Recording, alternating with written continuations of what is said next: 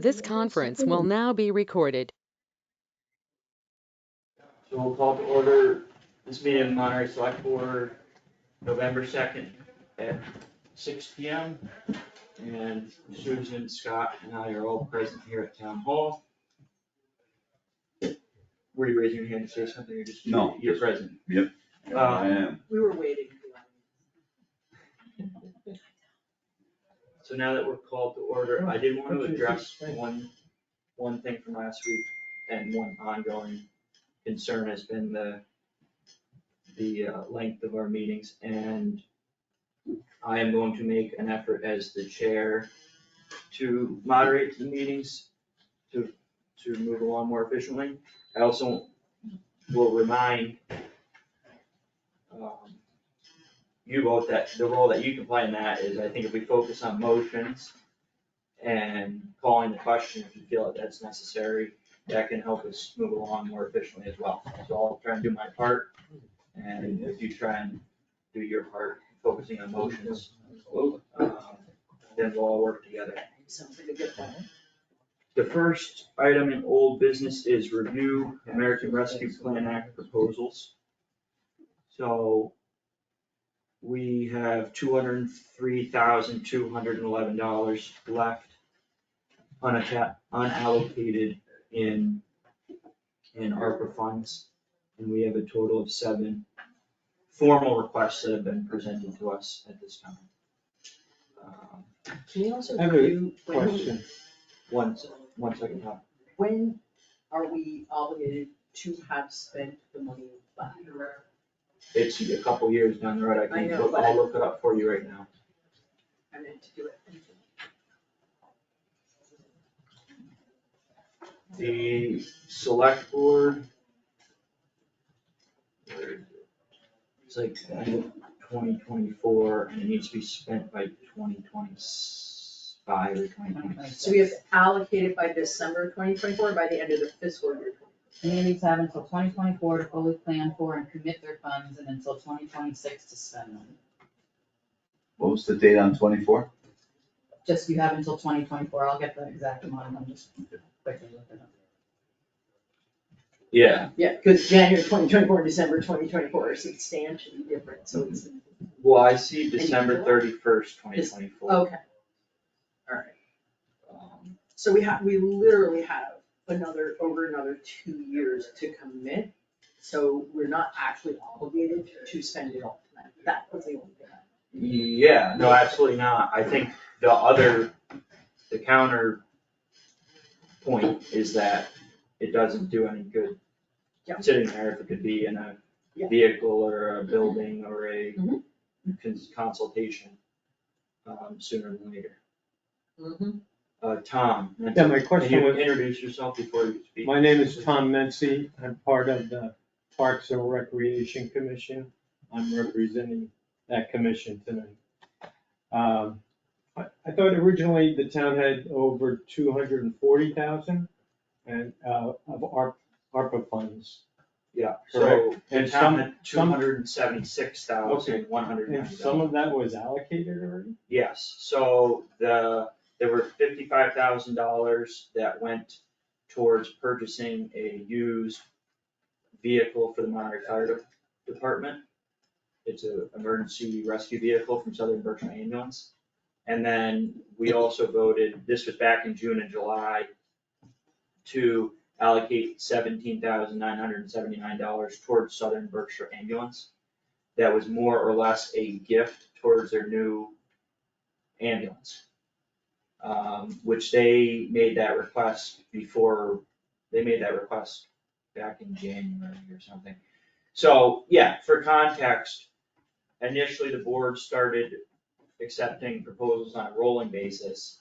And then at some point, the board decided to kind of set a deadline and do it all at once. The other thing to note is that though the money that was allocated to Southern Berkshire Ambulance was somewhat of a timely, had a timely nature to it because they were going to purchase their new ambulance, and they needed the funds. And the other vehicle that was purchased for the fire department, Southern Berkshire Ambulance, was selling, And part of the reason I think they were selling it is to get funds to purchase their new ambulance. And the Rescue 5 vehicle that it replaced was deteriorating. So yes, to answer your question, Monterey started ARPA funds with 276,190, and what we have remaining is 203,211. Well, I can certainly understand the priorities associated with those two grants. But I did present to the board back in March, the Parks Commission proposal for the upgrade of the playground. Yes, And that kind of sat there until I think the board decided to put together a more formalized application process. exactly. So I don't, it appeared to me initially as first come, first serve, but I think it established why those two other causes received the money in advance. Yes. Thank you. Yeah, I think, not to speak for the whole board, but I think the idea was that we wanted to set a deadline so that we could hear from everybody. And there were others, you're not the only one who let us know long ago that they were interested in submitting an ARPA proposal, and we're just now making decisions. I know that Lori and the community center were in the same boat. Oh, on this subject, So do we have a deadline now, or are people still? we passed the October 13th deadline. Melissa, did you get my ethics disclosure appearance conflict? Yes, it's the last one. Okay, just for Susan and Scott's, notification, and I'll mention it to the public, I filed a disclosure of appearance of conflict of interest. General Law 268A 23B3, to acknowledge that my mother, Mary Maycook, works a part-time job in the town as the community center coordinator. But that taking into account the facts that I have disclosed above, I feel that I can perform my official duties objectively and fairly. So I wanna be upfront about that. I also wanted to add, Tom, a couple of other considerations we had when we made the deadline were, number one, we wanted a third select board member. And we knew we would have one onboarding relatively soon, we knew when that was gonna happen, and we thought it was important for that to happen. Plus, we wanted an opportunity to sort of, not advertise, but we wanted to get more things from people and to give them some time to hand that in, so that we could have we weren't happy that we were put on the spot quite that much, but we also wanted the opportunity to be able to look at a broad field of proposals and make thoughtful decisions. But I kind of like that we have more time, because if for any reason we like the proposal, but would like to see it modified, or if we'd like to partially fund a proposal, this gives us some time for the entity to gather matching funds or whatever might be the proposal, right? So we have some leeway, and most of these aren't really imminent tomorrow. It would just be nice to have them. So, does that answer your question? Thank you. So if there's no one else who wanted to start, I will bring our attention to the $57,000 request for a new police cruiser. Gareth got us some information. The 1270 that he's requesting be replaced has 60,000 miles on it. Which is actually fewer miles than the 1260 unit, which has 62,000 miles on it. And while the maintenance cost did increase to $1,000 in fiscal year 22, they were only 4,700. 4,700. Yeah, no, Sorry. So far in this year, they're $764.80. I think that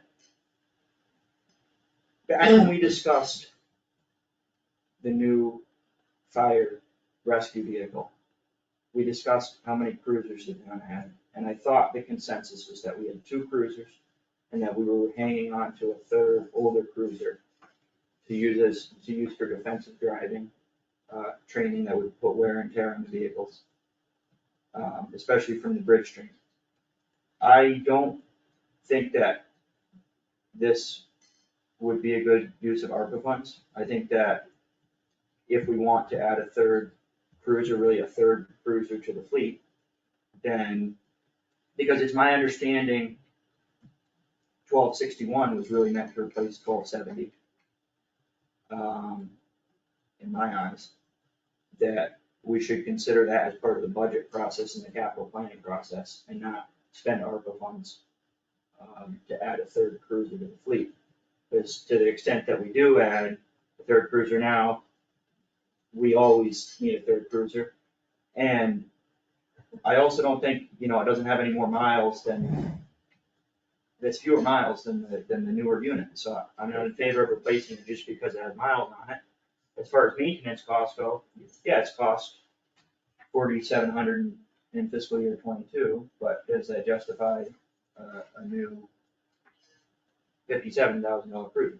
Another thing that Gareth mentioned that I want to bring up is, he mentioned that Yes. the cost for renting a cruiser in 2019 was $2,400 a month, and one of the most important reasons for maintaining a third cruiser is this rental cost.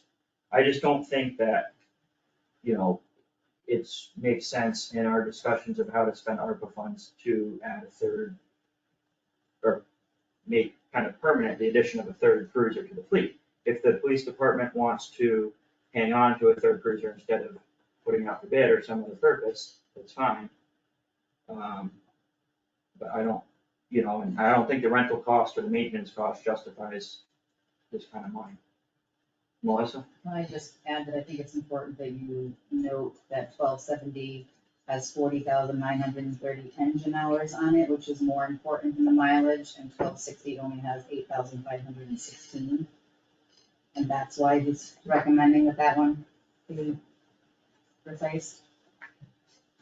If I can just interject, police cruisers belong exactly where you said they belong.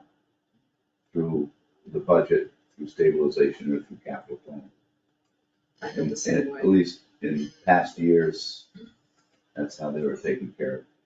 And if that was taken away, as well as the same thing for the tractor and roadside mower, that's through capital planning in the past, that would bring us up to 213 for everything else that's being requested as is, of which we could cover 100% of, just mathematically speaking, without possibly getting more involved with the construction of the pavilion at the community center for 85.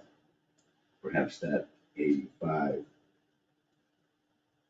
would become somewhat more diminished if that was a serious set of plans given for what would be, what they've requested as far as a tent platform that could then have something mounted to it, similar to what is at the old and on the Greene. I haven't seen that. Well, Sort of, anyhow. would it be something like the thing at Zico? I don't know what Zeke is. This, So anyhow, there's room in there. I think 85 for the construction of the pavilion of the community center as a contractor who, not interested in the job at all, but I see 85.5 or 85 as a pretty substantial dollar value for the platform as to what it was supposed to be. I believe it was platforming maybe a roof over it. So I'm do we go in just, order then?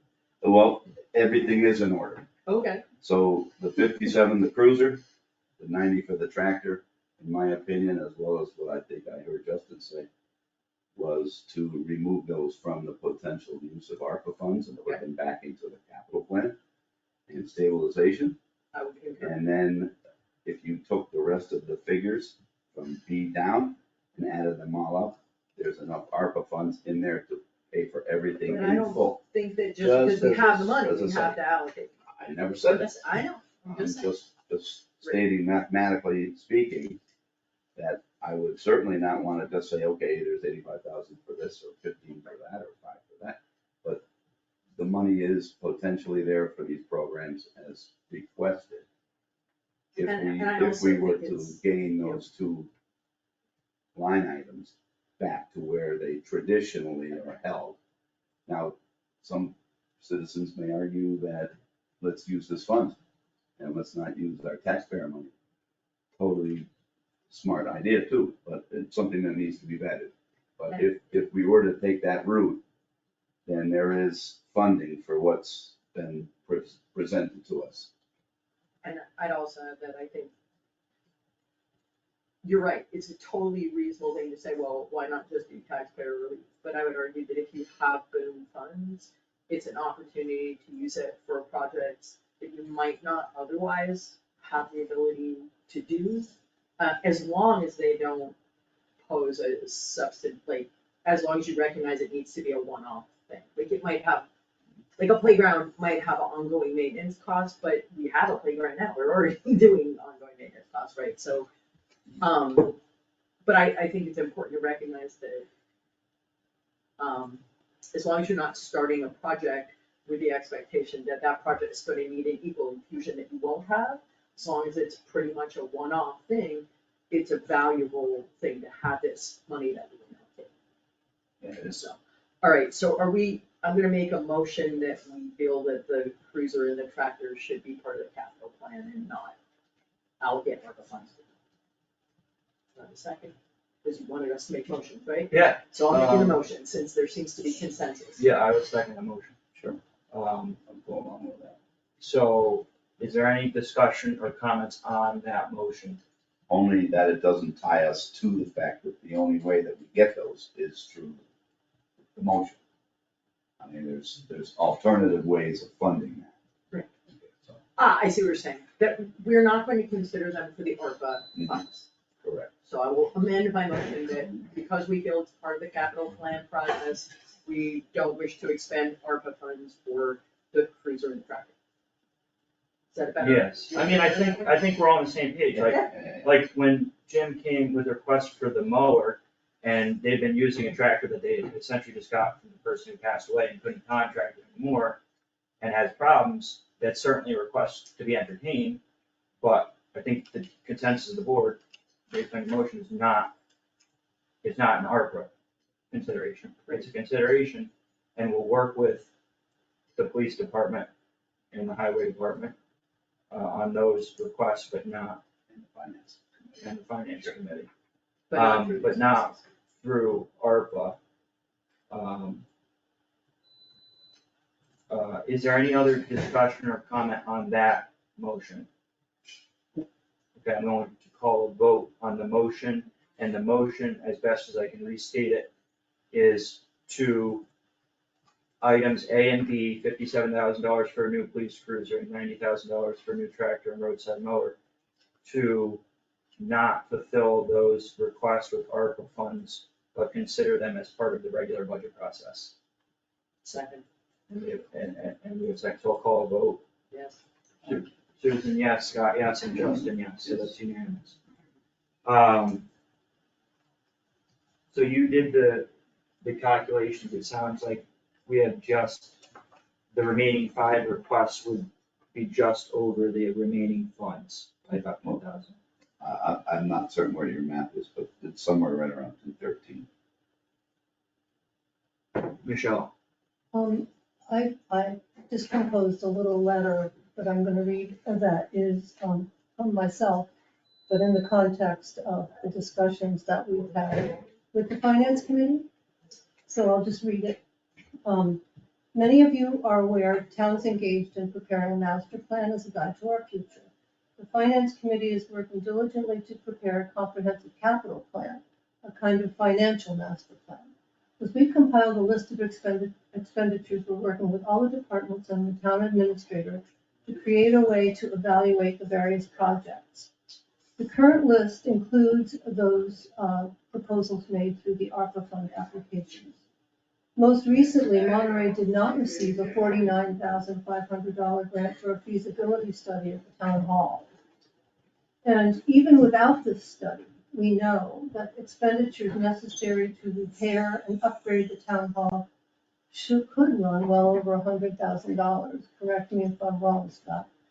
But when you think the roof, the heating, the carpet, the meeting room floor, etc. This without considering the need for expanded office space and record storage. Should we go digital? If an expansion of the town hall is necessary, it must be into the area currently designated as the playground. Could the playground be moved to the community center? Is $100,000 better spent on a playground, or should we be paying for these long delayed steps at the town hall? Can we have a nice playground for less? This is typical of the choices we will have to make going forward. What people call free money isn't. The community center is also an important part of our town life, and it too deserves a master plan. Most of the activity is in one corner of the 28-acre property that was left to us by Edith Wilson.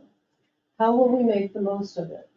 The proposal for a pavilion is appealing, but we do not have sufficient information or context to evaluate it beyond an estimated $85,000.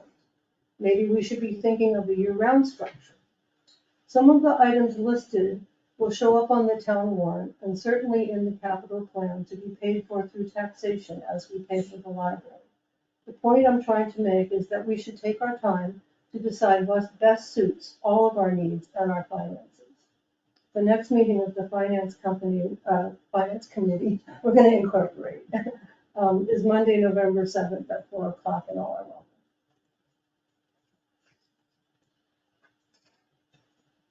I think that was great. Just to open up our It's- minds a little bit. You hit every nail on the head. And it's kind of like not rush into anything, yet still try to make things happen. So that's the difficulty of it. But I think everything that you just said was just right on. My concern, Michelle, you mentioned, making a year-round structure at the community center property. And the one thing that happens is construction costs are high, and paying people prevailing wage is even higher. And building things to state regulations is even higher. So, I only threw that out as an idea to, it's like, I'm not talking about specifics. I'm talking about how are we going to think about all the things that we want, and how are we going to choose how to pay for the ones that we really want. And I'm just here to ask questions, because I want us to think about it. It's like, this is an opportunity, and yes, we want to make the most of it. yeah, I mean, I understand that. I don't want to, I've been thinking since last week about thinking, and I don't want to think too much about, we shouldn't do the playground because maybe the town hall is gonna extend into the playground. Or we shouldn't do this because maybe we wanna move the playground to the community center and that's where the pavilion would be. We would end up doing nothing, right? No. If we only went based on a 30-year master plan with every I dotted and T crossed, like we want to make thoughtful, informed decisions, but I'm not opposed to committing to renovate the playground because maybe the town hall would eventually extend into the playground, but that's just me. I mean, It's just $100,000 down the drain if you have to move the playground. First of all, that's not true. How is Equipment that- can be moved. I'm just putting right out there that equipment can be moved. And Most of the cost is- playground equipment can be moved, but how is it common knowledge that, the playground request is $100,000? it was for 98. Yeah, but how is it that beyond the select board on people know? Because the finance committee has looked at them as well, Well, they're public, and they're Record. published. Okay. Yeah. Thank you. But I also don't is there a desire in town hall to, I understand fixing the problems in town hall, but expand, Melissa? So I can answer that. If we get the feasibility study done, they're gonna come and speak to everybody about the needs. I mean, we have no storage, we have no offices. I mean, today was a good example. I had to stick Susan and Sophia in 3 different spots because we don't have enough offices and desk spaces here. Again, we don't have storage, we have a heating issue here, we have bathroom issues, we have cooling issues, we have a floor that's ready to fall in, we have carpeting that's over 20 years old, and I can tell you the stuff that has been put on it. And I mean, that's bliss, so they would come through and they would determine all the needs and the best possible scenarios for where things should go. You know, I mean, maybe you can't do storage here, and maybe we need to do the school building and that needs to become a storage facility, or maybe we need to build a whole new storage facility. Or maybe because we need so many office spaces, you know, maybe the basement is gonna become the police department, and then we open up that office and it can become 2 to 3 offices, and I don't know, that's what the 49,500 we were hoping to get the grant for, and which I amended and asked if I could add this as an ARPA request, because I think that would be a good use of the funds before committing to any other long-term projects. You know, we have a town hall that's falling apart. Lori. It's my understanding that the ARPA funds were to help with the after effects of the COVID-19 pandemic. I don't understand how renovating the town hall has anything to do with that. The request that I have made for a pavilion at the community center is a direct result of the pandemic. People need to be outside. People need to socialize. They need to exercise. It's directly related to the pandemic. And I just do not see how we are going all over the place with these other things when the money is related to the pandemic. Can I have a comment on that? Yeah, I wanna respond to Lori first. So, I did too, but- as, so we've discussed this before, but originally when the ARPA regulations came out, they were very strict about what the money could be spent on. And now we can claim generally lost revenue and spending on any general government service. But I do see some value in focusing on the purpose of, and I think the playground and the community center both really get at outdoor socialization and recreation in a really positive way. And I'm not going to,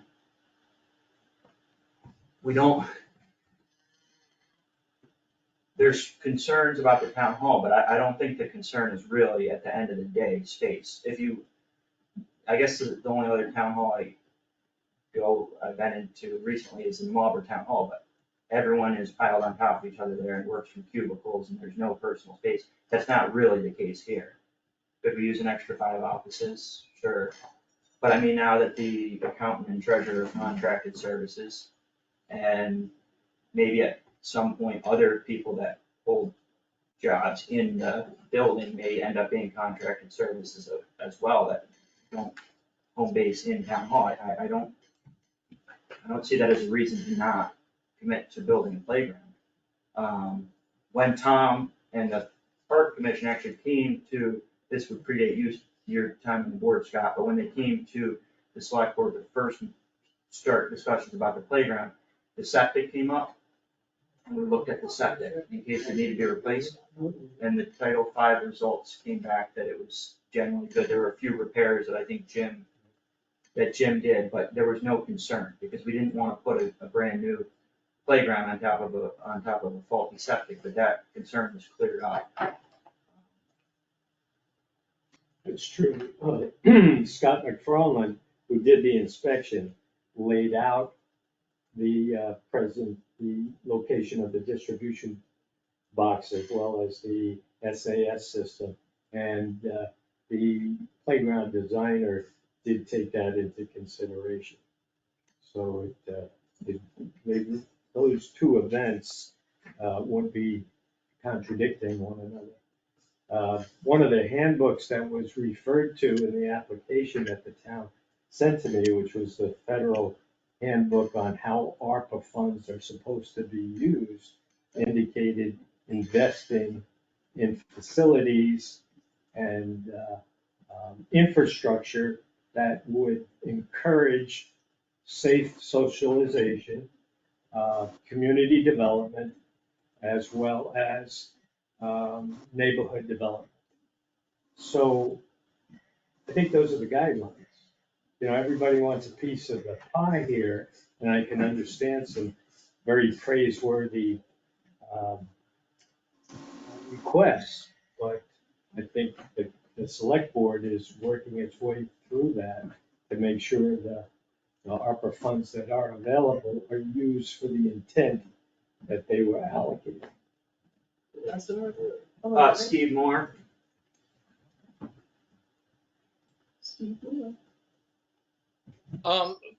First off, I'm glad that you just those. Can you hear me? We can hear you. Should I go ahead? We can hear you. Okay. First off, I'm glad you dispensed with those first two items as what I see to be obviously capital projects for the town to decide at town meeting. And I'd like to follow on from what Lori said and the direction that Tom is talking about. COVID brought to us brand new situations to which we needed to adjust. And in adjusting, we learned a lot of things about what we can do better for the sake of the community. I don't want to argue against improvements at the town hall, but I'll point out that the town hall was closed during COVID. But as somebody who's very much involved with the community center, the use of the tent was really amazing for what it did for the ability of people to get together. And so we had a number of events this year, outdoor concerts that were great. We also had the Winterfest. And had we had a pavilion, because there's no way we could have a tent year round.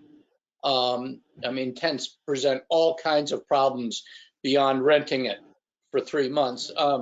Had we had a pavilion during the Winterfest, it would have been that much more inviting and less weather dependent. And boy, was it great for a lot of people to come out and get together in the wintertime. And really, that was an outgrowth of having gotten the tent, which was an outgrowth of the way COVID affected the town. So I think we should keep our eye on the prize here.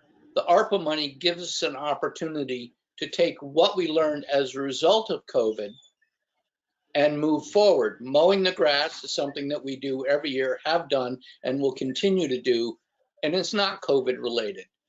But this is, and to I suppose a similar extent, the playground is long overused, and so there's an argument there for that. So I really hope that you look closely at what we have had the opportunity to learn as a result of COVID and use the money from ARPA to move in the direction of those lessons. Thank you. I would move that the board, this is a motion, allocate the $203,211 as follows. Fully fund E, F, and G, and fund, so that would be the site analysis for the moderately priced housing, a consultation about bringing solar power to Monterey, and it's actually the Historical Society to help the application make the village a historic district. Fully fund those three applications, and then between C and D, renovating the playground at Greene Park and the construction of a pavilion at the community center, allocate, fully fund those projects except for the balance of $9,560.23 to be decided where that comes off, whether it comes off with one project or the other, because I think those are the two projects that could have some flexibility, you know, with discussing which playground elements might be, you know, maybe changing the playground a little bit to find $10,000 somewhere, or changing the pavilion project. So does that open up, I mean, we're already discussing it, but I have some questions about a number of the projects before I'm willing to vote on that. So one question that was in having conversations with various people, so I guess we're jumping around in them since we have them all on the table. Peter, if you could speak to this, I spoke to a couple of people who have installed solar panels. And what the process they went through, rather than hiring a company to do an assessment of whether it's feasible, was to ask a number of different solar contractors, purveyors of solar power, to make proposals and compete against each other, essentially, sort of like the RFP process. So that they got a series of proposals for $0, from companies that would be doing the installation to basically foster competition between them and get independent evaluations of whether the site was suitable and how it might serve. Is there a reason that we could not, is there a reason we couldn't use that process instead of hiring a consultant to do that? In the 8 or 9 months since the Renewable Energy Working Group was formed, I have looked for ways to approach solar panels on the roofs of town buildings in as simple a manner as a resident can do for his house. Get bids, just exactly as you said, get bids from contractors, decide who has the good price and the good vibe, and go with that person. I've been amazed by how complicated that situation becomes when the entity is not an individual, but a municipality. Up until whenever it was, August of this year, in the passage of the Inflation Reduction Act, the incentives for installing solar panels, one of the things that makes it most accessible to most residents is a tax break. There's no tax break for a municipality. So the municipality might lease its roof to someone who, to a third party energy provider. Those entities have their own hardware that they like, their own way of doing things. It's just more complicated than I could have imagined. That Inflation Reduction Act changed that situation. Now, a municipality that undertakes a solar installation can receive a federal grant in the amount of 30% of the cost of that installation. So just over the last few months, it's a whole different financial structure. Solar panels are hot now. Everybody's in on the app. It's a complicated landscape. And I wouldn't have imagined this starting out. I thought, there's the low-hanging fruit. Let's put solar panels on the roofs of town buildings. It's the least controversial. It doesn't use up farmland. It's not an eyesore, blah, blah, blah. It just has turned out not to be that simple. So I have 2 follow-up questions then. The first one would be, the town doesn't actually own those buildings. That's The police, another the complication. fire department does. Right.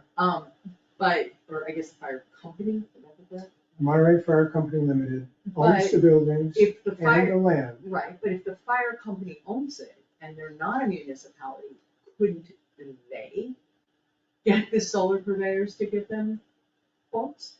And couldn't they then get the tax write-off?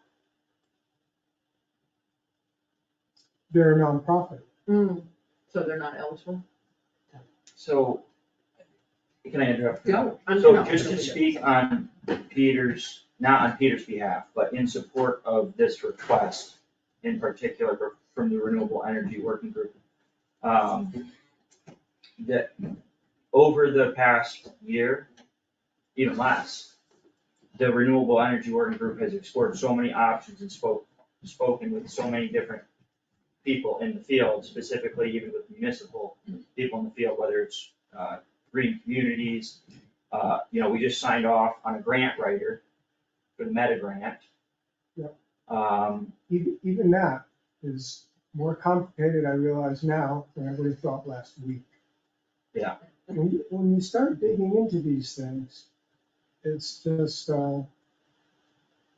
surprising to me how complicated it gets as quickly as it does. And you're working with the UMass Energy Extension Program? We have an agreement with the UMass Clean Energy Extension. They have a program that assigns students to a limited number of Massachusetts communities. And those students, under the guidance of the extension faculty advisors, they assess the potential for solar projects in the town. And this means, solar fields, not just rooftop solar on residents. It doesn't exclude that. There are ways to drum up interest in doing rooftop solar on residences. But they assess the town from the point of view of solar panels. Another thing that we've learned in the period since we've been meeting and thinking about this is that every town is different. We have neighbors to the east, Otis. It has a unique situation that they have high ground with good wind, where an industry has already put up a tower. They have a state-of-the-art wind turbine that belongs to the town, that earns the town money. That's fabulous. We don't have any such site. New Marlboro has 2 extensive solar fields. You don't know where they are because you don't pass them. You don't see them from the road. We don't have that situation.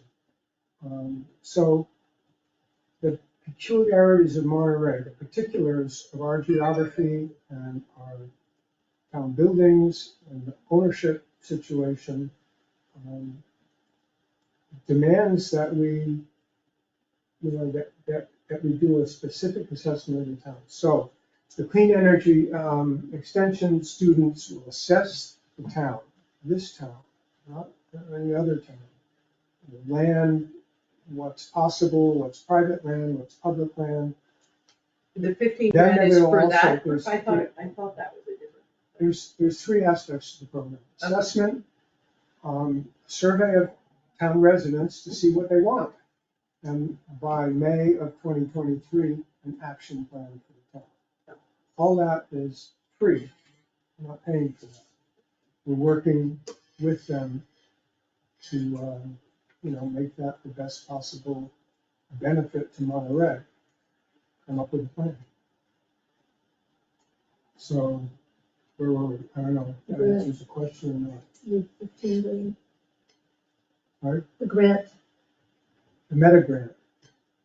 The meta grant can be made, the meta grant is, I'll try not to get off the subject here. There are 2 possibilities for the meta grant. We can assess the possibilities for community shared solar in Monterey.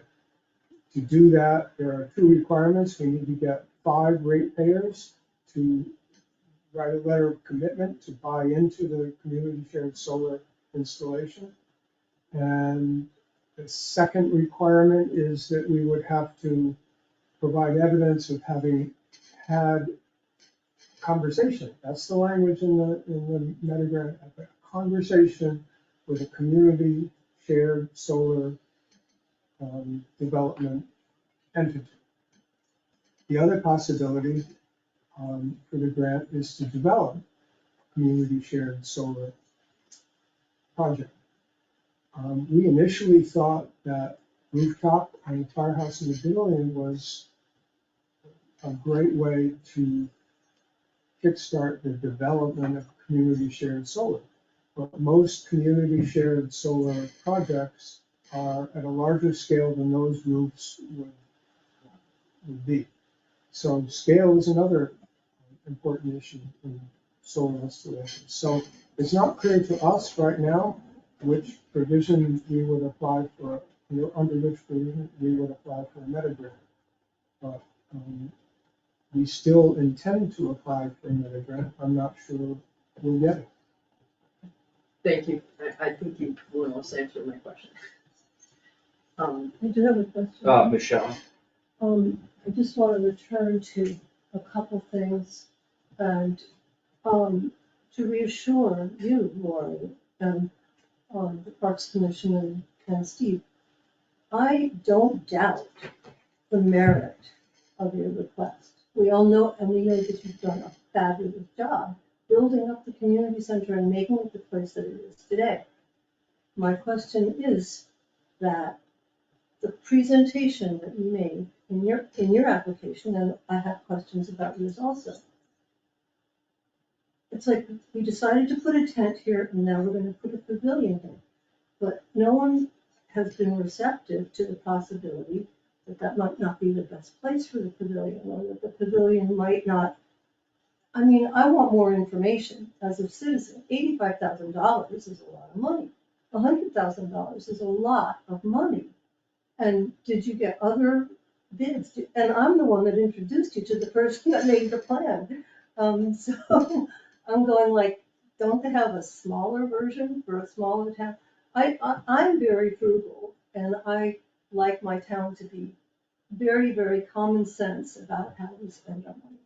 So I want to fund the pavilion, I want to fund the pole barn, but you know, I think it has to be a compelling case on the ground. It has to be part of a total plan for the community center, not just like, well, we need to replace the tent and we need to replace the playground, but how much? I'm just asking, you know, I would like these things to be considered. And I haven't had the experience of that, you have considered alternative places or ways to solve the problem that we all acknowledge needs to be addressed. You know, certainly getting. One Did you want to second, say- Go ahead, I'm gonna go ahead. call on Lori and then Tom, because they were directly addressed more or less, and then I see Rebecca online, oh, that's the order going, starting now, so Lori. We have looked at many different options. We consulted with, I think, 5 different companies. We looked at local contractors. We gave this a great deal of consideration. And it's not a matter of, well, the tent is too expensive, we can't afford it. It's the issue is we need an outdoor space for people to gather. We're an older community. A lot of people do not like to be indoors at this point. They like to have outdoor activities, which was very clear from the response that we got to the outdoor activities that we had there. It's not a matter of a tent, it's a matter of having a place that will be there for years and years and years to come, that where people can gather. And we put a great deal of thought into this. It's not something that we just thought, oh, well, there's money available, let's go apply for it. No, this is based on the needs of the people in our community to gather safely. Tom, you want to jump in, Scott?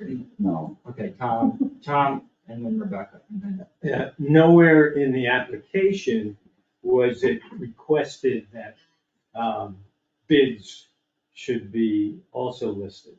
I did my due diligence and did get bids.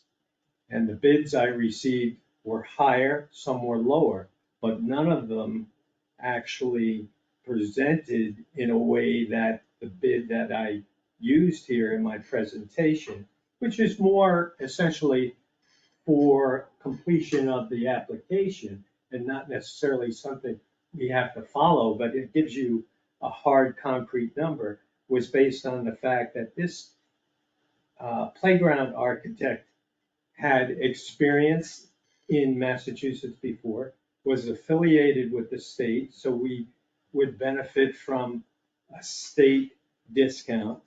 And she has credentials that are impeccable.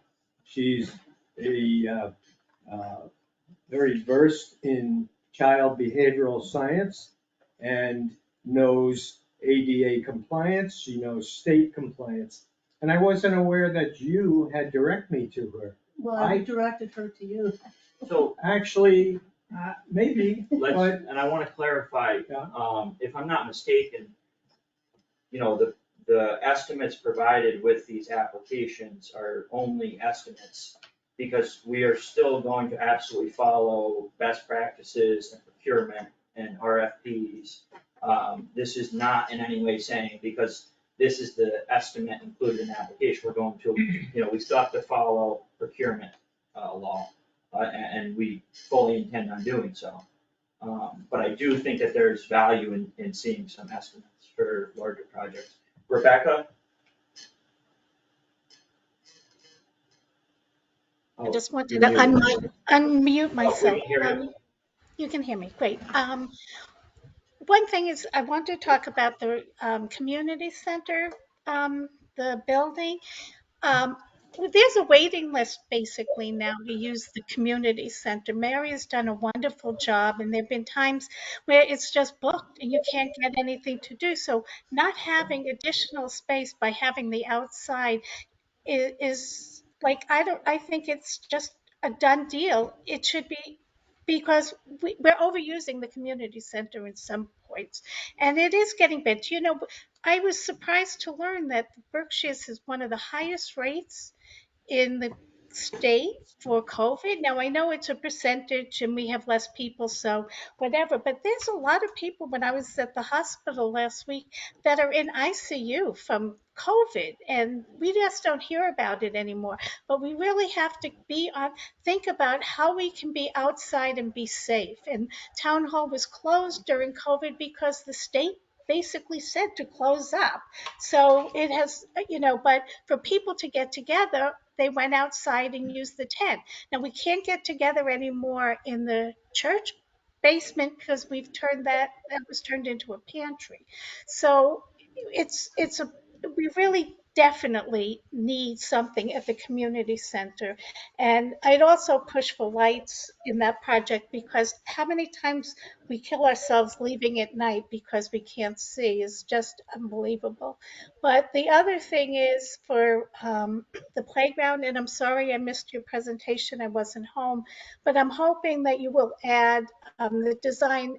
The new design will be something for those kids that are disabled will be able to use, not just ADA compliant. All new playgrounds in most towns are having parts of it to be accessible to those that are in wheelchairs or can't have motor sensory issues. The other thing is, when I lived in another town in Massachusetts, the townspeople helped the first day on basically help putting it up, which I guess with fair labor laws, that's allowed as long as it's finished and certified by the building inspector afterwards. So it's something to think about if you're thinking about saving money, is to use equity labor in town. But I really have a push for the community center. That's all I'm gonna say. Oh, 1 second. Scott and Susan, any comments? I'm Or should not, we just I have no continue? responses. The only other thing I want to put out there is I'm in support of both projects. My hesitation with the playground is that I'm impressed by the firm, but I wasn't really impressed by the 3D rendering that I saw. To me, it lacked, I don't know how to put this, spirit. It doesn't, it didn't feel inviting to me. It didn't feel visually appealing for children. And maybe it was because it was sort of black and white, except for the dog thing. I know that she was trying to be responsive to the requests of people, but like the slide is small, and I guess I feel like I've looked around on their site, and I feel like maybe that purveyor or another purveyor could produce something that I feel like would be a more integrated and appealing site. And I realize I'm not a kid, but I think kids have an aesthetic too. I also feel like nothing about it said Monterey to me. And that might seem funny, but even at the Tyringham playground, it's really inviting with a cute little tutu and some of the other, some of the other playgrounds around the area have a fairly inviting feel.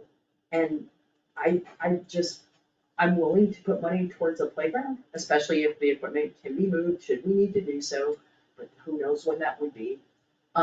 I just like to see something that, if we're gonna spend that kind of money on a playground, I'd like to get one that is really nice. Doesn't just have a bunch of separate elements, but has kind of integrated feel, as well as the elements being varied for different activities. So like, I think that both are possible, is all I'm saying. I don't think it's unachievable. Well, I'd like to respond to Susan and Rebecca, was it? Yes, Yes. and please introduce yourself each time you speak. I'm Tom Mency, member of the Parks and Rec Commission. In regards to access to the playground, the present playground has no access for wheelchairs. The proposed playground has a ramp. The proposed playground has a special needs swing that's incorporated with it. The proposed playground has various sensory objects on the climbing walls that are geared to handicapped individuals. So the designer of this playground is very versed in those needs, especially in contemporary playground design. In regards to Susan's comments, we're gonna take that trip to Greenfield so you can see it. You have to understand, on a layout, there are various requirements that space needs to be placed between these entities. Everybody would like to see them full of engaging equipment. In the space that we have available, you need to have room where the swings can swing, spaces between the swings, which we don't abide by now. And the various equipment that she's suggesting is very engaging, and it's present day playground design.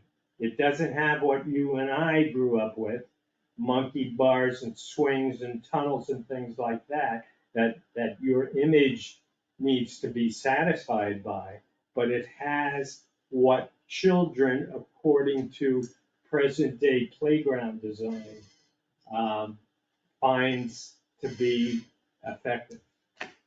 Also, just to clarify, because I think it's worth noting, both for the bid that was received from the community center and from Greene, and for the playground, I think best practice was attempted to be followed, but we have to follow real procurement laws. So committing money to these projects at this point in time is not committing to a specific bid or firm to do the work or a plan. So all that would still be whether we chose to go, unless is it true we could go either the route of RFPs or bidding to specs. So that would be a decision, but I do think it is worth at some point making some level of commitment to either of these projects if the board chooses to do so, to the extent that then those RFPs or bids can be put out with some level of sincerity that there's money, if there's a design that works out and a contract that works out. And Peter? Peter Marquette. Can you just refresh me on RFPs and bids to spec, that there's a dollar amount threshold where one kicks in? Is that true? So an invitation to bid is when you know, like, say, for instance, with trucks or the pavilion, you know exactly what you want, and you're gonna tell them, this is what we need, and then the companies that do that type of work will give you a bid. So that is bid to spec and Very not specific. RFP. Right, an RFP is probably more likely for the playground, that we have this area out there and we're looking to have this kind of equipment there, submit us a proposal with what you can do for this amount of money, and then those get rated based on certain criteria. It's a much more comprehensive way of going out the bids. And Melissa, if I'm not mistaken, while some projects make more sense for bid or more sense for RFP, we do have some discretion of, okay, we could come up with specs and put that out to bid, or we could do an RFP and see what ideas different contractors have. So we do have some flexibility, but the limit for both these projects would be if they're over 10,000, over 50, Which they both are. yeah, then they would need to be either bid or RFP. Yeah. Is that cleared up? So our application is for 15,000. Could we do that as an RFP? Let me just check. I can't remember the threshold on that one. Yeah. Because that, that has a bearing on solar panels. I mean, to put solar panels on the firehouse and pavilion is gonna cost a lot more than $15,000. But if we're in a position to ask for RFPs for those particular buildings, then that's a much easier path to follow than specifying hardware and amount of energy developed and all that kind of stuff, and then asking installers or energy companies to fit those specs. Each installer, each energy producer has their own people that they work with. So it's a much more compatible situation to seek RFPs. Are you suggesting that rather than do the consultation about bringing solar power for the 15K, that instead you would put out an RFP to ask people what they would do for solar power there? Just for clarity, I just wanna know if you're suggesting you go that route instead. We would use the 15,000 to consult with people who have experience in municipal solar and determine whether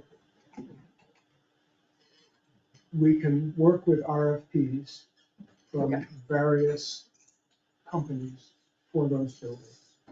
Understood. So just to clarify, the $15,000 request would require a written purchase description to solicit written quotations from no fewer than 3 persons who customarily provide this service.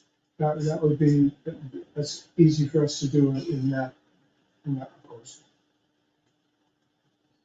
Okay. Jerry, or can you introduce yourself? Jerry Claren on the Parks Commission. If this money was not available for this grant, both of these projects at the pavilion and the park would be put on the shelf and would never get done in this town. And sometimes we have to think beyond, it's gonna cost us $10 more a year in taxes or whatever it is, to have things that people in this town can use and enjoy, because Monterey is a community where people come up to relax and enjoy Monterey. Nobody is moving here and they're gonna start a business, we know that. But most of the people that come up here, and we have 75% of the tax base is second homeowners, and they come up here to enjoy the ball field, the basketball court, the playground, and certainly the pavilion and the community center. And I think that's why we have to think positive about doing these two projects. Tom Mency. Tom Mency, the Parks and Rec. In regards to Rebecca, she made a comment, can we get people to help in the installation? Well, I was counting on some parental help in improving the site and getting the site ready for installation. And Jim Hunt's hiding over there, and his crew would be crucial in that, in removing some of the old equipment. In terms of installation, my experience presently, and I was involved in installing some playgrounds way back before we all got as litigious as we are. You know, everybody was asked to bring their socket sets to the playground on Saturday morning, and we got it up. But these days, all of the playground equipment people that I came across said, we can't take that risk. If we're gonna be liable, we have to install it. My other point to Susan's comment about the appearance of it and what it has, I put together an online survey that got over 60 responses, and I'm still getting responses from people in town, summer people, some full-time residents, about what they were looking for.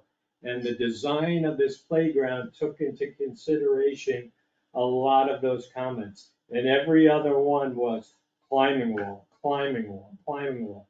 Some need for special needs, like climbing walls. That's what kids look for.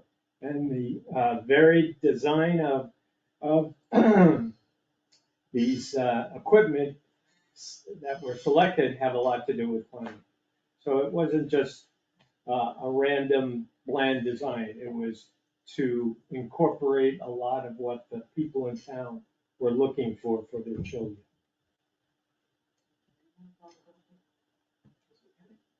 Yeah, so I had a motion on the floor. If there's no second, I'll call that motion dead. But the motion was to. I'll go ahead and send it. I just wanted to have that, I mean, a bunch of the questions I had have now been answered. Yeah. So I'll second the motion. So the motion to restate it is to fully fund E, F, and G, which are 4,000 for a site analysis regarding workforce senior moderately priced housing, 15,000 for a consultation about bringing solar power to Monterey, and 10,500 for the historical society, it's written incorrectly here, it's historical commission, to help the application to make the village a historic district. And then to fund C and D, all but the remainder of 9,560.23. So C and D are at 98,271.23 for renovating the playground at Greene Park and 85,000 for the construction of a pavilion at the community center. Fund those all but the amount that we don't have, which is 9,560.23, to be decided at a later date, maybe depending on how bids or RFPs come back, maybe earlier than that, but to commit a large percentage to both of those projects to get the ball rolling, and show that there is money there.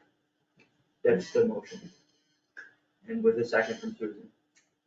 And I'll even put out there right now that I'd be willing to see both projects' money personally. If you guys need some matching funds to show community commitment, I'm willing to step up and be the first one to put money towards each of those projects, because I do believe in them, even if they need to be modified, whatever, I believe in the projects fundamentally, and I'm willing to put my money where my mouth is, and I bet there's a bunch of other people out there who would also be willing to do that. A lot of people have committed money to the community center already, and I'm sure that there's a lot of parents that would be willing to put down some money towards the place. There was a motion, was there a motion from Susan to call a question on the motion? Yep. Okay, I have not done this a lot, but maybe we should get more than half of it, but we're gonna vote on a motion to end debate and call a vote on the motion that I just restated. We're not gonna have any discussion, but we're just gonna vote. This is not on the motion, but calling the question and taking a vote. Yes. Susan? Scott? No. Okay. Justin, yes. So now we will call a vote on the motion. Does it need to be restated, or is it clear what it is? I think it's clear what it is. We did call the question, and so I realize this is not within normal procedure, but if Scott has reservations, I'd like to hear what they are before we continue. Thank you. Yeah. G. Creating an applicant, And help the application to make the village a historic district. What does that mean? What is the ramifications? Who is affected? Why? And I think G is the one elephant in the room that needs to be left out of your motion. To me. May I speak? There's One second, Barbara. just too many open questions as to exactly what does that mean to the town, to the buildings in the town, to the people who own the buildings. to this building particularly and the general store, etc. I'm not against anything, but I just want to see what is this all about? Why are we spending $10,500 to create the possibility of a historic district without understanding the ramifications of becoming a historic district? Other than that, convince me, Miss Barber. Can I, Barbara, is it okay if I speak to Scott? Or no, Yeah. you go, Barbara. Can you hear me? Yes.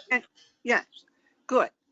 The historic district, you cannot help, I hope, but have seen that New Marlboro has one. Otis just got one. The reason we want one has first off to do with municipal buildings. We have a very old schoolhouse that was foundational to the town of Monterey, built 1845 to 47. Half of the cost of rehabbing that and reusing it as pre-K and possibly after school, because many of our after school locations in town, quite frankly, are closing down. This includes Gould Farm, which just closed theirs. Their argument is there aren't enough children. Our argument is if we can rehab the Monterey school, then we can afford to run with federal and state help a rehab situation where we save the town $100,000 roughly. That's using the prices out of Otis, which has just gotten grants to do just exactly what we're proposing. And the amount of money saved for the town is exactly what I just mentioned, right around 100,000. Barbara, Now, can I just ask you, what is that 100,000 doing? What was the purpose the of the 100? 100,000 would go for jacking it up, redoing the foundations, lowering it, redoing the outside completely, making it handicap accessible, and renovating the internal part of the schoolhouse. Now, Okay. they also offer tax rebates for any business in a district. And we've got them, several. They could charge 20% of their cost for improving, rehabilitating, whatever, the building that is deemed to be historic. And there are most of them in that category, including the community center, I might add, built in 1820. Now, the Historical Commission strongly recommends this because of the tax credits for municipalities at 50% cost and businesses at 20% cost. There is no additional tax because Monterey is a single tax rate town. And you can remodel the house. This is not an historic district that has a bylaw restricting what you can do with your building. The church is another building that has benefited greatly. It qualified as a single structure. So did the house at the opposite end of the road, the Brewer House. That too benefits from this proposed project. We chose 10,500 because not only did the state recognize this as an appropriate amount for consultation, but other towns have raised just about this amount of money to get consultation to be allowed to make an application for an historic district. Monterey has done this twice. Monterey has tried to be an historic district as soon as 1998. And it was turned down for lack of sufficient photographs of all things. So they could have used a little more consultation from people who know how to fill out forms for the state. But that is essentially what we're proposing. No problem for the homeowner, plenty of benefits for the municipality and for businesses. Did that answer your question, Scott? Yes, but it led me to one final question. Okay. How does COVID have any bearing on this at all?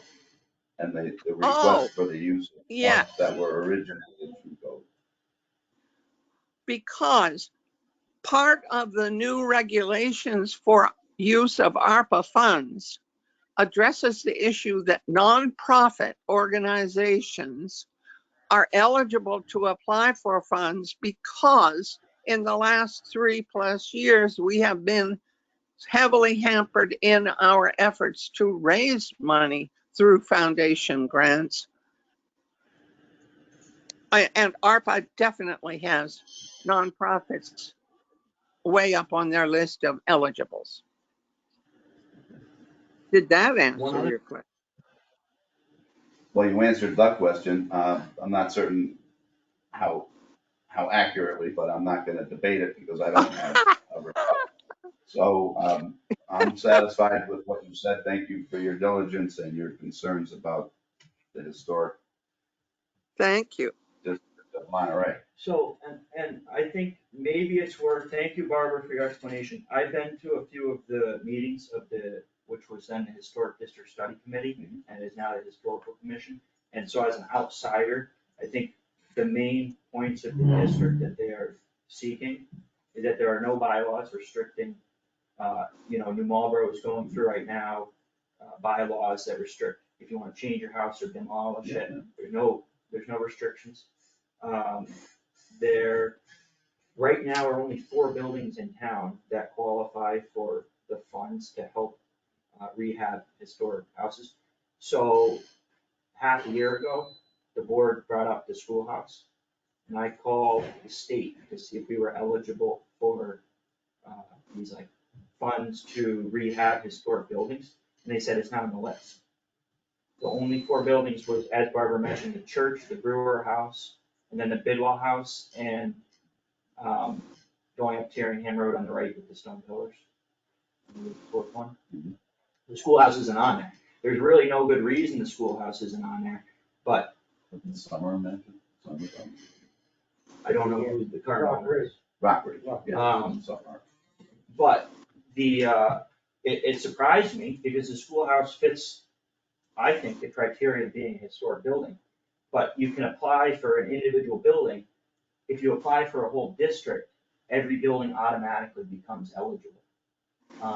Which I think is the interesting part. And yeah, the day-to-day, the average house is gonna be affected that much. We'll have those signs. I think New Boston just got it as well, Barbara, right? Yeah, yes. Yeah, so New Boston just did it, Otis just did it, West Otis. And I think that's the valuable part. My concern was the restriction. There's a big, and only because I wouldn't expect the average member of the public to know this, but because I've been at their meetings, there are 2 primary types of historic districts. There's the national registers, and then there's the local historic districts, and this is the National Register District, which is not restrictive and not prohibitive, because there certainly are, as we're seeing in New Marlboro, districts where they can put holds on demolishing, holds on renovation, and restrict all the kind of things like that. Barbara, do you have something to add? Did I miss? Was I accurate? Did you get muted? Hang in there, Barbara.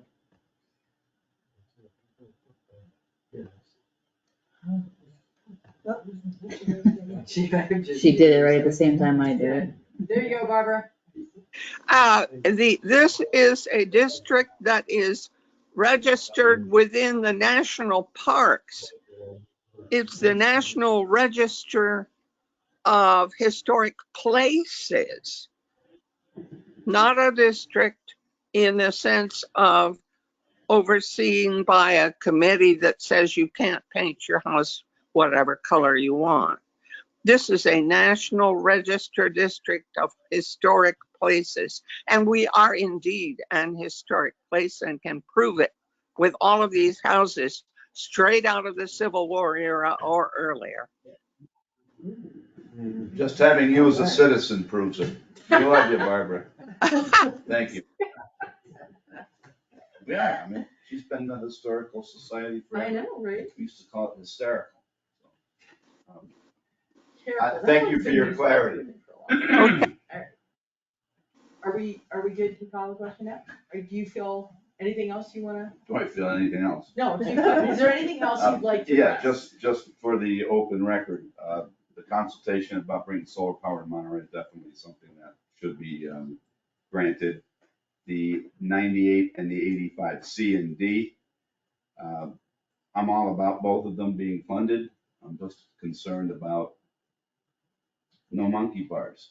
I mean, just because we're 2022 doesn't mean that 1958 shouldn't be incorporated in us. Monkey bars made us what we are, and without them, I think we're once again, we're taking our kids and we're not allowing them to swing off a monkey bar and slip and fall and bloody their nose. So I just don't want anything to be so vanilla that there isn't even a chance for some kid to eventually cry because he fell off a slide and hurt himself. God forbid anybody hurts themselves, but that's what made everybody here in this room what we are. And if we keep pussifying America, we are never gonna become great. We just keep going backwards and becoming pudding. Let's get strong and say, we're not taking this until we put in a set of monkey bars. I'm in your corner, Scott. You go, Scott. Well, come on. You can't even call them monkey bars anymore. Well, that's another subject.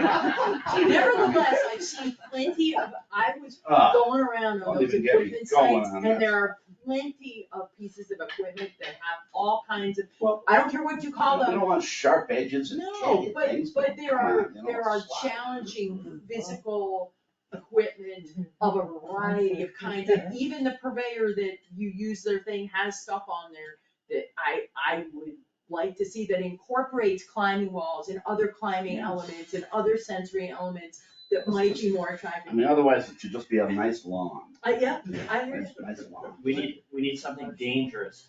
Yeah. Here we go. Oh, a little. Let me bring this up to Scott. A little thrill. There's some danger. Climb that. Climb that. That's all for you. All right. I want a 40-foot Are slide. these duty rated? So, something dangerous on the playground. Headlines in the Monterey News. Well, I'll stand up to it. It's just, You're not gonna get disagreement from most of the adults here.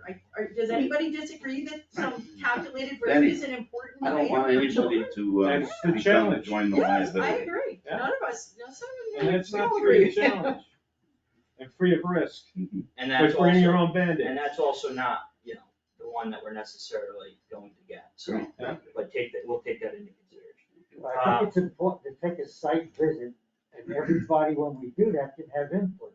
Yeah. So you actually see what's available, and that would help make a decision, so it would sway Yep. you or start to say, yeah, I want this, I want that, it can be adjusted. I don't see a slide here. A closer, Just a little bit Take- behind. take a look at the other view from a different direction.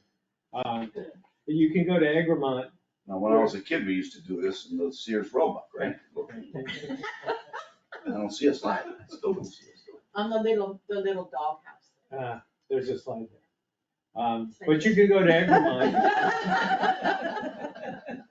If you want to see something like this, Egremont, the doggy park, what's it called over there? French Park has some of this.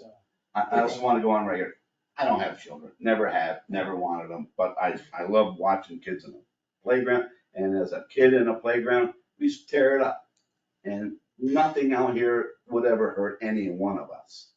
And if it did, You know, it was probably because we stood in front of the guy on a swing and he hit us because we were dumb enough to stand in front of somebody on a swing. I think you should bring some of your power tools. And we'll I'll put bring my them up power out there. tools, we'll build this thing right. No, we'll let the kids play with Why, the it's gonna power build- tools. I'm serious. Chainsaws, power tools, whatever. All right, Are we ready to vote? call vote. I Does just the have a motion need to be- request, as long as there's no concrete. Sorry, like- Rebecca. I just said that as long as there's no concrete, like the playgrounds I grew up with, climbing things are fine. No one's We don't doing want to go back concrete to these days. concrete playgrounds. The ground cover will be soft. I'm speaking specifically to Susan and Scott. Does the motion need to be restated or is it clear? It's muddy, but it's understood. What isn't understood? No, I said it's understood. There's Okay. just a lot of motion. E, F, and G are as is, and then we're C and D less than 95, 60, 23. The only question would be, do we have to state more carefully how we're allocating those? No, I think that the Because playground people, the park commission and the community center committee, the pavilion people can basically safely assume that they have their full request minus 95, 60, 23. Not to say that isn't necessarily available later, but at a later date, depending, we may get bids and that money is available from one project or the other. Does that make sense? But they can't both spend. So it's fully funded, so 85, let's call it an even 10. So essentially there's 75,000 guaranteed towards the pavilion, And 88. up to 85. And at a later date, once as both of these projects get rolling in RFPs and bids, we will see where costs could be cut, because we don't have the money to fully fund both of the projects. But I think it makes more sense rather than to say cut it off of this project or cut it off of that project. Leave it up in the air, because when bids come back, when RFPs come back, it may become very evident where that money can be cut from. Maybe it's, this one extra slide costs 10,000, or maybe it's, the different type of shingle costs 10,000, and it's becomes self-evident, maybe it's a harder decision. But rather than cut it off of one project or the other now, I just think it makes more sense, because there's a long road ahead for both of these projects in terms of procurement, to leave that decision to a later date. No, that makes it pretty clear. I just thought it was important because they could walk away not knowing what the ballpark was, but that makes it better. The ballpark For is what's getting here, the same and we're one. looking at these figures and less. Okay. Yeah, that's how I would, look at it. I mean, the pavilion, I'm all about it, but I think there's some gravy in there. Well, don't forget prevailing wage Well, that made me. the and difference. state, Yeah, because prevailing Yeah, wage start is, charging. painful. um, but, alright, gonna call a vote on the motion. Susan, Yes. Scott, Yes, Justin, yes. That'll go. Bravo. So we'll have to be in touch. I mean, there's a long, especially for the pricier projects, there's a long road ahead, hopefully sooner than later, but of procurement and of either putting out bids or RFPs. But now that that the money's there, we can get the ball rolling. How soon can we start Start what? the whole process? I mean, can, Well, I think Well, now. wait till Now? tomorrow morning, Till no, tomorrow because morning, okay. Melissa might wanna go home at some point tonight. okay, so the money, we have the money. Okay. Yeah, we've allocated the money, up to, you could say roughly $10,000, that's not guaranteed. So it's 75. up to 75 guaranteed, up to 85 depending on the playground project. I just don't think it makes sense to cut from one or the other when we don't have RFPs and bids out. Because it might be that those bids come in differently than what we think. I Uh-huh. mean, they could be higher too, right? Well, Like, that's, my right, but concern. it's possible, but it's also possible that you'll find a way to reduce it now that you know what your budget is, so. So do we typically look for 3 bids? For what? No, 3 bids? Melissa's the Work chief with me. procurement officer. Say what? You'll work with me and we'll come up with likely for you, it'll be a request for proposal, which will take us a little longer to write. And you'll work with me and it likely will be an invitation to bid, since that's more of a Right, right. Right, great. And Thank so, and then once we have an RFP finalized, it's up for less than a month, right? It's up for a month. Yeah, it has to be posted. I'm not trying to put you on the spot, but No, I have it. Tom, once, this is, the state requires us to follow the. Sure, procurement law. I understand. And, It has to be posted I for at just wanted a least 2 blind check tonight. You got one, just there's no signature. Yeah, that's right. Yeah, RFP, Melissa just said has to be posted for at least 2 weeks. Maybe it could be longer depending on, but I mean, the fact that you've already solicited a plan with a money figure attached to it is promising. So, alright. The next item under old business is a draft policy, but if there's no opposition, we will announce the grant award first. Sure. Because I see Jim's here, and I don't wanna hold him. All night. So that is fantastic news. Melissa, do you want to summarize the mass work? Thank you for coming, Like the but actual you might wanna hear this, cause it's good, it's really good news. Okay. Yeah. Even if you don't So read it, I meant, So Jim and I were successful in receiving $1 million grant to repair Beartown Mountain Road, to replace 26 culverts on 2 miles of road, and to also 26 in the first mile, 10 in the second mile. and then we're also gonna go down and fix the, Deep excavation to replace the sub base of the road, and build it back up using some newer technology that should help stabilize the base of the road. And then rebuild up with the next layer. We tried a similar process on Eaton Road last year, and it's held up incredibly well. and that, do we know, well, first of all, thank you and congratulations, and it's a great thing for everybody who travels Beartown Mountain Road, especially those who live on it, but I drive up it to go hiking and whatnot. So is there an estimated timetable that we can expect the work? We don't. so we have to wait till the contract comes in to see what criteria we have to meet with them. Which I would expect in the next month or so, and then Jim and I will work on a bid for that and with the plans of getting it done first thing in the spring, right? We'd like to be able to start next construction season. Do we anticipate overruns from this $1 million? Not Underruns? this time, Just, we're gonna come right in. Stay within the parameters. Is the plan. Pretty cool. Thank you, you guys, for your hard work and The congratulations. final Nothing to scope sneeze at. still being developed. And it's still staying gravel or dirt, right? Because I had that question. Yeah. Still staying gravel, In case anyone was. just beyond Fairview Road. So where does this work actually begin? Right at Beartown, At Fairview? the end of the pavement, yes. The pavement that's Oh, yeah. up past.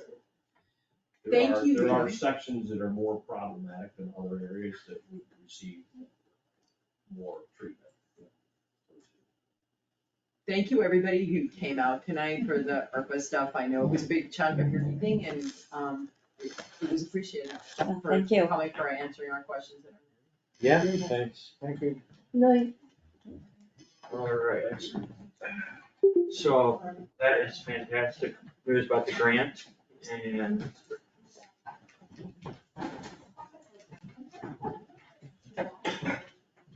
Thank you. I would love to get this anti-discrimination harassment policy settled out. We got comments back from Delana on item 2. And if we can review them briefly. So on page 1. Basically, I think we'll just accept her additions and deletions. There's a couple we need to talk about, but unless there's opposition, so she added a couple different classes. So ancestry, age 40 years or older, mental illness, active military or veteran status. She changed the class. On page 2, she again changed the classes. I assume this is just standard Massachusetts standards. And she changed the definition, basically removing unwelcome. Right. Again, just a definition from the law. On page 3, she deleted she said, I don't recommend including reference to what is not sexual harassment because the dynamic can change. So she deleted the disclaimer and added a couple of, included actually a couple more classifications. Great. So we're deleting assault, are we not? Because that's not actually deleted here. No, she just highlighted that to make a comment, I believe. I don't recommend including reference to what is not cited. And then she deleted this bottom paragraph. But I think the only reason that that word is highlighted is sometimes when you go to make a comment. It clicks on whatever word you were at and highlights it. So I don't think she actually wanted changes to that bullet, just delete the. The bottom bullet, okay, understood. The next page, she just changed the wording about confidentiality. If it is not practicable to maintain confidentiality of the identity of the complainant during the investigation, the HR director will take adequate steps to ensure that the complainant is protected from retaliation during and after the investigation. The next page doesn't anything, and then there was, well, she added subject to discrimination or harassment. And then she wanted us to delete the Worcester office and just leave the Boston and Springfield office. Is closed. And she clarified what a reasonable accommodation is. And then she suggested that instead of sending a reasonable accommodation request to the select board, it should go to the HR director, which I think makes sense. So I'll make that change if that's, if there's no opposition. That's all sensible to me.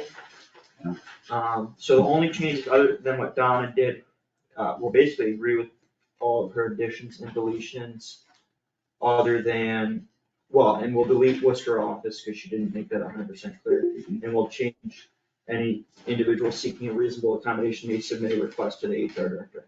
Right. So it's all for recommendations as well as deletions and additions. Yes. Yeah, I mean, it is all her recommendation, it's just sometimes she didn't actually go and head it. Yeah, we just have to make sure they get included. Other than You got that, all those? Yeah. I move that we approve the anti-discrimination and harassment policy. Second. Is there any further discussion or public comment? Call a vote, Susan? Yes. Scott? Yes. Justin, yes, and so that is approved. That's good.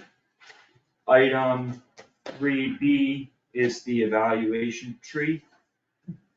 Didn't know what else to call it. Yeah, so I think that it is good to get it all on a list. The only confusion that I have noted is being clear about, so the police chief, this first list, evaluations performed by TA and HR together, some will involve input from board or committee chairs. So like police chief obviously is just TA and HR. Director of operations is TA and HR, town clerk is TA and HR, building commissioner same, fire chief same. Community center coordinator, COA outreach administrative assistant, office assistant, and Concom agent all have a board or committee associated with them. With an office assistant, it's multiple. So is it just, and I understand the open meeting law concern, but clarifying, is it just the chair offering input or how that's happening? But other than that, it's just those last four. And then the next thing, the only one I would, so transfer station would be director of operations, town clerk staff, town clerk, sergeant police officers, police chief. Library staff, I'm not sure, not sure if the library director's been doing it or the board of directors. I'm just not 100% sure. For who? Library staff. Ah, Fireman, fire chief, highway staff, director of operations, plumbing, gas, and electrical inspectors, would be the building official. TA and select board secretary makes sense. Library director. Oh, this was the only other question I had, and maybe the board of assessors and or the assessing office wants to weigh in. But in another office or in other offices, the principal assessor would review the clerk and the board of assessors would review the principal assessor. And I just wanna clarify that. Clarify the word clerk. No, whether is the principal assessor reviewing the assessor's clerk? That's the word I wanted to and the hear. board of assessors reviewing. The assessor's clerk. The assessor's clerk, correct. Yes. That's all I need. And It might be sensible to put assessor on the assessor's clerk instead of just clerk. It's That's- implied, but yes. making it explicit might be helpful. so, but that would be, I guess, a question for them. At the end of the day, they are elected, so we don't really Right. manage over them. But we might as well have it right, and I don't know what their plan is, whether the principal assessor will review the assessor's clerk or whether the board of assessors will So review you the want assessor. clarity from them And then, prior to us approving that. well, yeah, and then the other It's the thing would be. first time this has ever really been done, so I let's agree. flesh out how it would happen, The yeah. other thing would be the health agent is gonna be done by the Board of Health. And I know that that's different from the Concom agent and the COA agent and the community center coordinator and office system, because the health agent, the Board of Health is obviously elected. Is the Board of Health, have we run by the Board of Health? I haven't been up to date on Board of Health. Have I run it by them? Yeah. I'm just curious because it invites the, how do you do a review and open meeting question? I think it would be the same way that you guys are going to do it with me and the select board secretary, is you're gonna each individually give your comments to Sophia, and she's going to compile one document. Okay. Yeah, I just wanna make sure, and I know that that is something that trips up select boards, with the open meeting law. Right. Quick question, so you brought up, under the first group, 6, 7, 8, 9.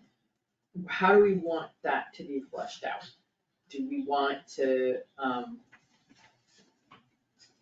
so some would involve input from board and committee chairs. Do we wanna flesh out how that would occur with the community center board and the COA, and the Concom? Like, to see what, like, you and Sophia wanna come up with a suggestion for how that should work? Should it just be the chair? Should it be the whole committee? Should, like, I don't know. But I think that it would be worth fleshing out, since this is the first time we're doing this, let's have a plan so that when we go to do it, everyone knows what they have to do and we're not asking 11th hour questions. Okay. And maybe the same thing, make sure that we're clear as to whether the, library director or the library board reviews the library staff. I'm guessing it's the director, but it would be better to ask them. Yeah. That's the only Let's question, I flesh mean, it out. other than that, I think this makes Yeah. sense, and, it's good to have a list. The other thing that I have written down here is that we definitely want to keep track of our contracted accountant, treasurer, and town council. And that's something I think that doesn't necessarily need to be an employee evaluation or review, but it'd be good to have, not a personnel file, because they're not personnel, but hey, this year, the accountant did really well and answered all kinds of questions, or hey, this year we had trouble with X, Y, and Z, to keep it running. Would that, what would be involved? Would we ask the TA to do a sort of letter of review of performance review, or what do we wanna call it something else? And when would that occur, during the same review cycle or prior to the reappointment cycle? Well, so we're on a 1-year or 3-year contract? 1 year with the treasurer, and we were a 2-year with the accountant. So But that doesn't mean you shouldn't review them each year, because performance might not But I be the think that- same, and it's good to have a periodic check-in in case there was something that was a problem, you can address it with them. And you don't have to wait till your reappointment to do that, right? Yeah. And Doesn't I think the, the accountant don't and the auditors kind of do that? I think that's probably the best, yes. Okay. And then you know, when it comes time to renew the contract, that would be your accountability then, is whether Yes. So the auditors are reviewing both the treasurer and the accountant? very heavily. Yeah. Right.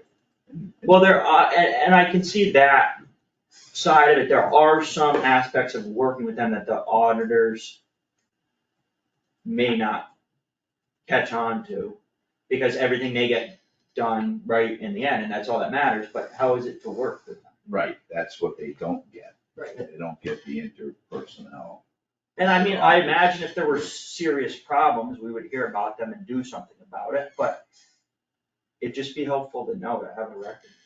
And I think having it on a regular cycle, so that it's not, you're just telling us, oh, this was a real problem, or, you know, particular success, but if on an annual basis, you wrote something up like, it's been great working with them, or we've had a very productive relationship, or there have been a number of problems or something, because if it's a regular cycle, then it's just something we know is there, and we can look at it when it's time to report.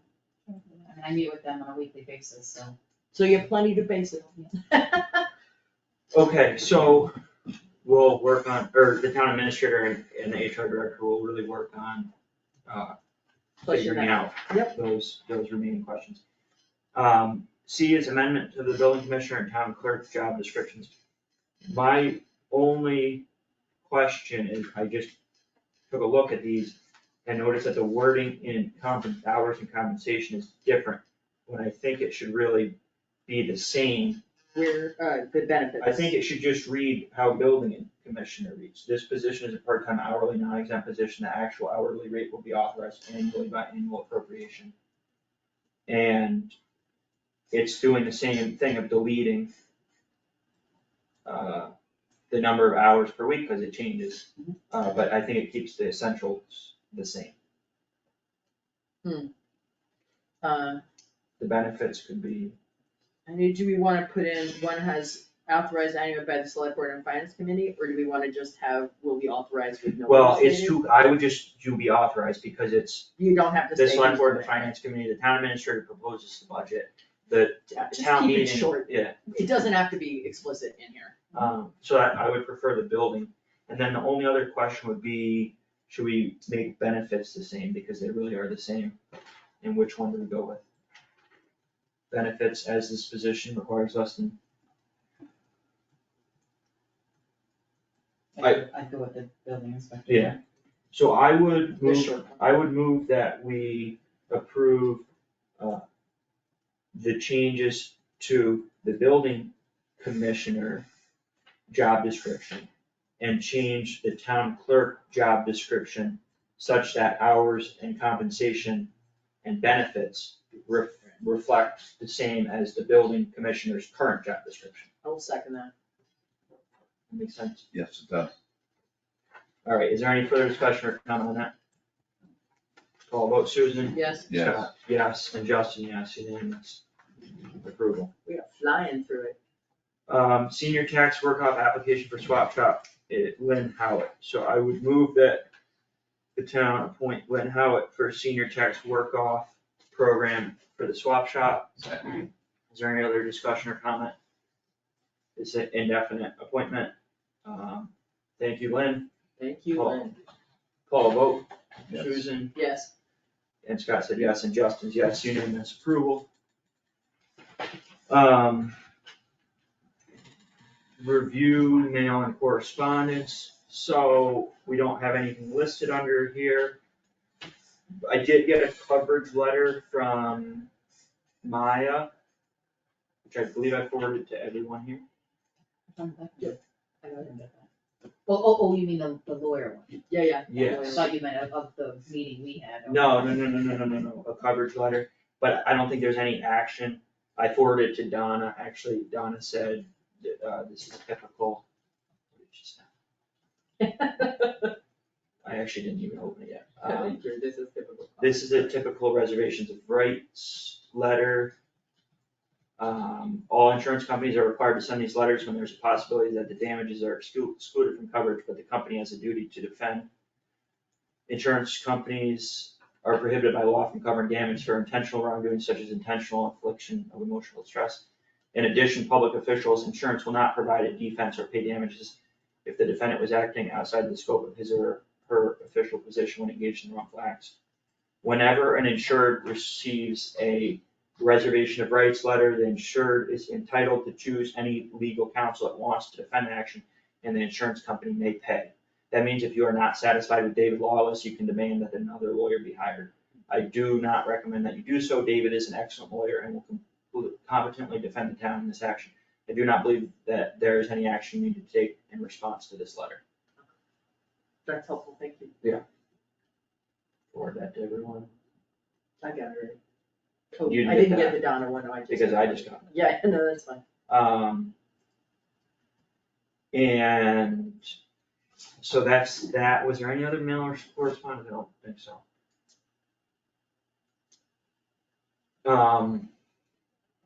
Minutes. I don't have any there because I didn't get any changes from you, and I figured you were gonna. I did late. So Could we at least try and do 10-12 if you see it? I'm totally willing to do it, cause look, I mean, I haven't seen yours. Did you send, can you forward I'm gonna me merge those? them right now. So I just wanna put one thing on the table. We have a new person doing minutes. And, having made the effort to actually listen to some of our recordings and try to make some transcripts for various reasons, I am very aware of how difficult it is to do. However, I'm also cognizant of the new minutes are way longer and, a lot more difficult to wade through, which I'm not being critical, because I really get how hard this is. But that means I feel like we need to do something to, help Lori.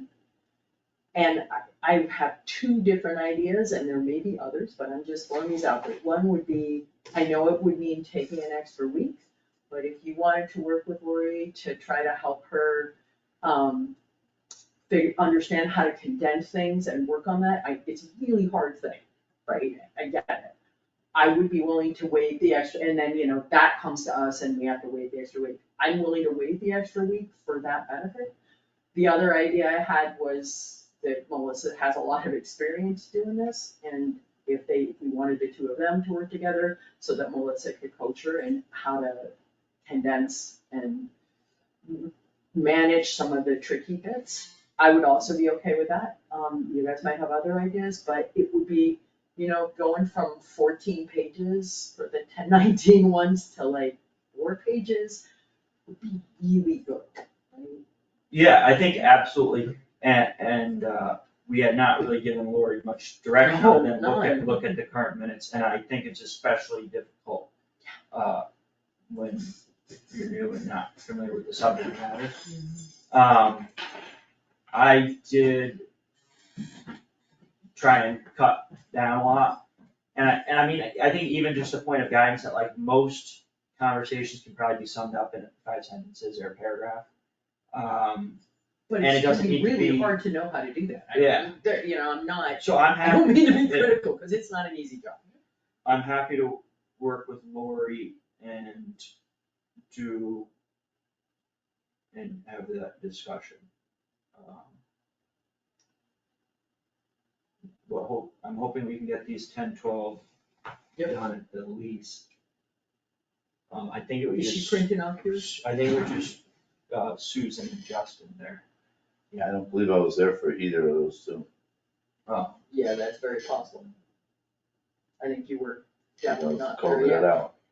Also, we have to do the executive session minutes separately from the regular minutes, right? In the we next could or we meeting. couldn't, so I think they kind of might be supposed to be different Although minutes. all we did Well- in that one was approve minutes, Yeah. and that And basically so just said, we approved the minutes, I so. kind of had it just 10-19 open meeting and executive session minutes, and that's Right. how I amended it to try to work. Right.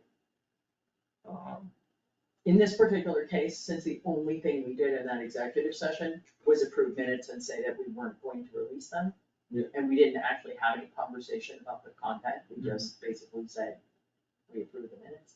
I think it's okay, but I don't know if from a technical standpoint it's okay. Yeah. Is there any other, while we're waiting on the minutes being printed, unanticipated business, next meeting scheduling and agenda? Our next meeting next week is at noon. We have Camp Kamama coming in at noon and Sophia coming in at 1, I believe, or vice versa. We have Vice versa. Sophia coming in at noon and Camp Kamama coming in at 1. And Sophia was able to move today? We'll have to check. Okay. Comments and questions from the public?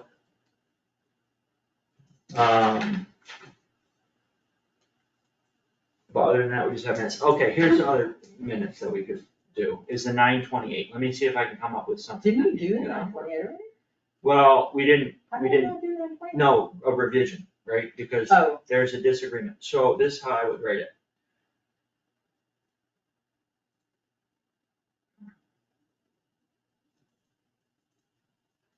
this is the regular 9/28 minutes, right? Not the executive session.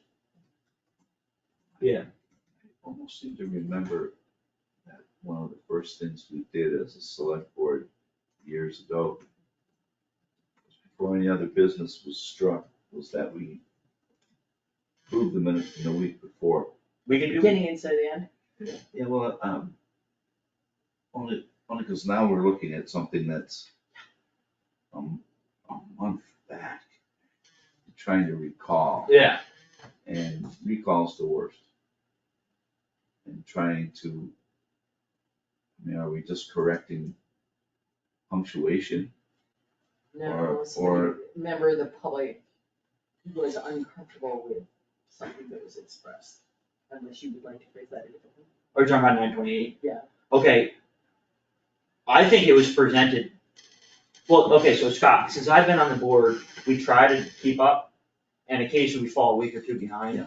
Occasionally we fall Just 3 makes it weeks hard behind. on all of us. Yeah. So- It wasn't intentional, but we Once did in a try to while, do it. yeah, once in a while we Not get behind criticism. and we try and knock everything out, but this is not standard operating procedure. This is, we've just I understand. gotten behind. We were up to Okay. date for a really It's not a long time. problem. Yeah. I'm just, Yeah, I I'm just, know. I got too many things in my brain to be thinking about what we said on October 12th. All right, so and exactly how it was played out. I have a proposal for Susan for 9/28. This is 12:0. Member of the planning board, Ray. That one. Memo to the planning board rezoning bylaw error. This is how I write it. Susan reached out to the planning board and has had several communications about whether a camp for year-round use is a by right use in the Lake Shore District, or whether that is just a typo in the most recent copy of the printed zoning bylaws. Tom Sawyer reached out to the previous planning board chair regarding the matter, and the previous chair said that the town planning board at that time made a change as they felt it was better for the town. Susan feels that based on her research, the change may have been done improperly. The current planning board is still researching this item. That works for me. Okay. I'm okay.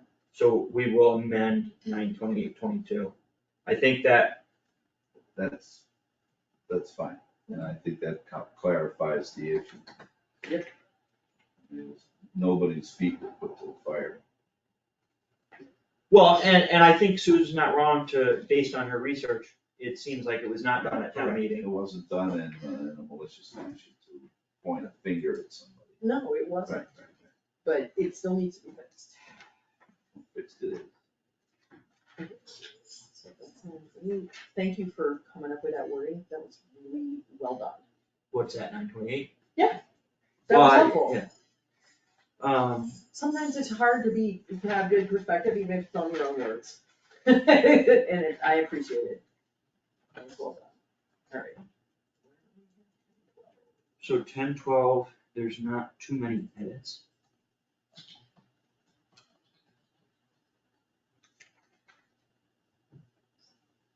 Okay. So now we got all three on here. Also, I don't have to get my. Let's see. So what's gonna happen is, for 10/18 and 10/19 and 10/26, I'll work with Lori to present a new copy for next week, based on your edits, my edits. and kind of take a clean go at it. That would be great. Alright, good. Thank you. But let's do 10-12. I hate getting too early. Yeah, I hate getting to it, and I don't see any reason not to approve these, they look okay. Motion to approve 10-12-22 as amended. Second, Call a vote. yes. And yes, and Scott wasn't there. I'm assuming Scott's. Right. Well, it's not illegal to vote on minutes that you weren't present, but we have typically not done it. I'll work with Lori on those other sets of minutes. We revised the minutes of 9/28/22. It's a couple sentences and we just figured out something that works, and I will send it to Melissa as soon as I can. We had no unanticipated business, or we went over, okay, so for our next meeting, is Sophia at noon and Kamama's at 1? Okay, and we had no comments and questions from the public, there was no left. And I will move that we adjourn. Second.